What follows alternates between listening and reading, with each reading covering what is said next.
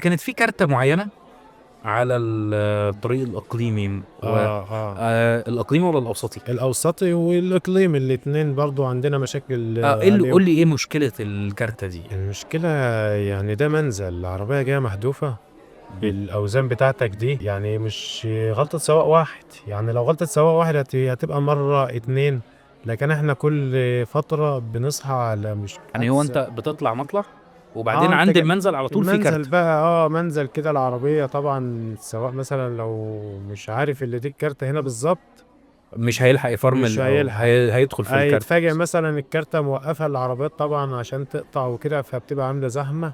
فلا فتفاجئ بالزحمة بتاعة فتفاجئ بقى العربيات. الدوسة المفاجئة دي مع الحمولة لا قدر مع الله ممكن ما المنزل. يلحقش. ما يعني هو السواق مش عاوز يدمر نفسه، وده موتة، دي مش لاعب عيال، يعني ده روح وراجل سايب أهله وسايب بيته ما نفسش اللي هو يأذي حد.